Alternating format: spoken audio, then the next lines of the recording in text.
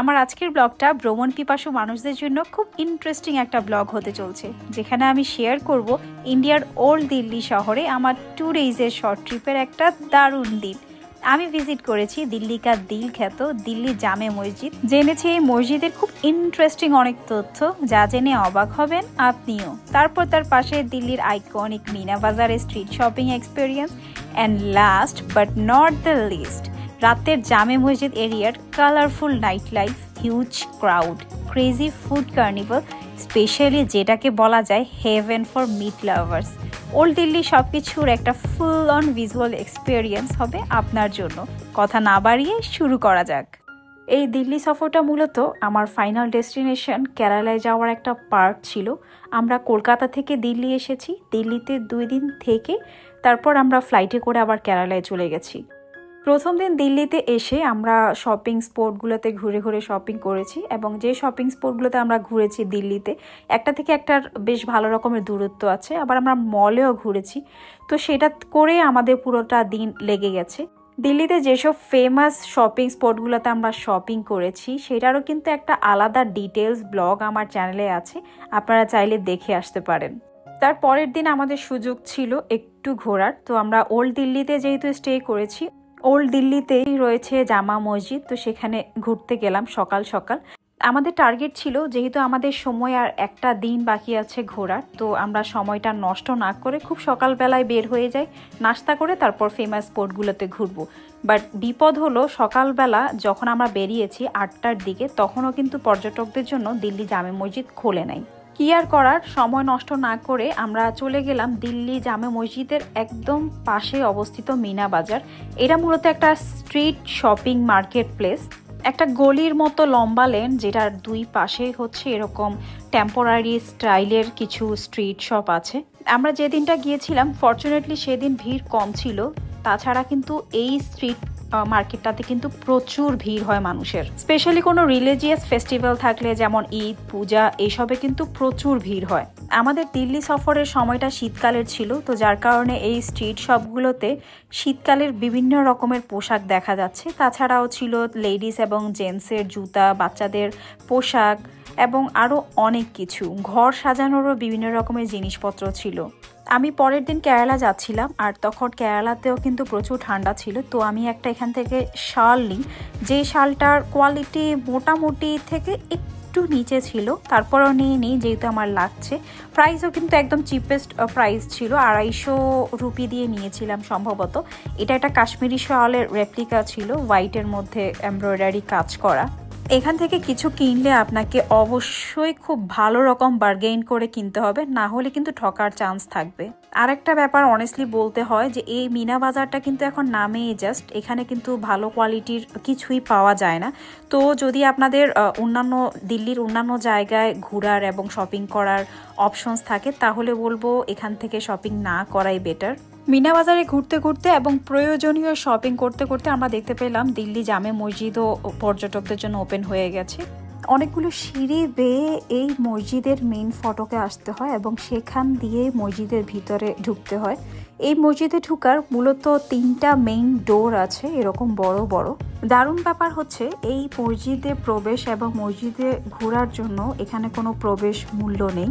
তবে এটা খেয়াল রাখতে হবে, এই মসজিদে ঢুকতে হলে অবশ্যই আপনাকে মডেস্ট ক্লোদিংয়ে থাকতে হবে, এবং যদি আপনি ফটোশ্যুট করতে চান DSLR বা ক্যামেরা দিয়ে, সেক্ষেত্রে হয়তো 1-2 পরিমাণ টাকা পয়সা দিয়ে তারপর এই কাজটা করতে হবে। আর এছাড়া আপনি যদি মোবাইলে শ্যুট করেন তাহলে কোনো রকম ফি লাগবে না।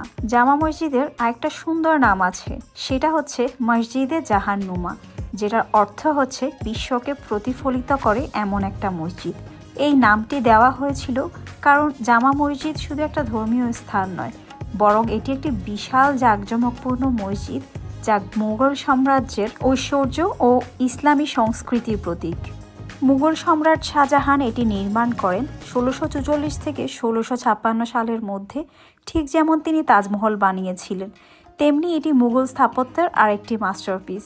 লাল পাথর আর সাদা মার্বেলের মিশ্রণে তৈরি এই মসজিদের 3টি বিশাল গেট, একাধিক গম্বুজ আর সুন্দর খোদাই করা মিনার আছে। 2টি উঁচু মিনার, যেটা কিনা প্রায় 40 মিটার উচ্চতা, সেখান থেকে পুরো পুরনো দিল্লি দেখা যায়। দর্শনার্থীরা চাইলে উঠতে পারে, তবে টিকিট লাগে। মসজিদের সামনে যে উঠোনটা দেখছেন, সেই উঠোনটা এতটাই বড় যে এখানে একসাথে প্রায় 25,000 মানুষ নামাজ পড়তে পারে। ব্যাপারটা ইন্টারেস্টিং না? যতক্ষণ আমি এই মসজিদ এরিয়াতে ছিলাম, আমার মনটা এতটা হালকা এবং শান্তি লাগছিল, কি বলবো আপনাদের। এ এক অন্যরকম অভিজ্ঞতা। সন্ধ্যার পরে মসজিদের গম্বুজগুলোর উপরে যখন লাইট পড়ছিল, তখন কিন্তু মসজিদটা আরো বেশি জাঁকজমকপূর্ণ লাগছিল। পুরনো দিল্লি শহরটা কিংবা দিল্লি জামে মসজিদ এরিয়াটা সকাল থেকে সন্ধ্যা পর্যন্ত যতটুকু না ভিড় থাকে, সন্ধ্যার পর থেকে এখানে ভিড়ের পরিমাণটা দ্বিগুণ হয়ে যায়। লোকাল মানুষজন, ট্যুরিস্ট, ফুড লাভার সব কিছু মিলিয়ে এবং সবাইকে মিলিয়ে এ এক অন্যরকম আমেজ সৃষ্টি হয় এখানে সন্ধ্যার পরে। এখন আমরা আছি দিল্লি জামে মসজিদ এরিয়ার উল্টো পাশে, যেখানটা পুরোটাই একটা ফুড স্ট্রিট বলা যায়। যত দূর যাচ্ছি তত দূরে কোনো না কোনো খাবারের গন্ধ পাচ্ছি। কাবাবের গ্রান, তন্দুরের গ্রান, বিরিয়ানি, কি নেই! এত এত খাবার, আর সবগুলোই আমার পছন্দের। আমার তো প্রচুর খিদে পেয়ে গেছে। একটা রেস্টুরেন্টের সামনে দিয়ে যেতে কাবাবগুলো দেখে পছন্দ হয় এবং রেস্টুরেন্টে বসে আমরা অনেক রকমের কাবাব ট্রাই করি। তারপর আবার রেস্টুরেন্ট থেকে হোটেলে ফেরার সময়ও কিন্তু অনেকগুলো কাবাব আমরা হোটেলে নিয়ে যাই। রেস্টুরেন্টে বিভিন্ন ধরনের কাবাবের নাম জিজ্ঞেস করতে আমাদের নামগুলো বলল। নামগুলো কিন্তু খুব ইন্টারেস্টিং। হারিয়ালি কাবাব, বটি কাবাব, চিকেন মালাই টিক্কা, ফিশ টিক্কা, গালিওটি কাবাব, আরও কত কি।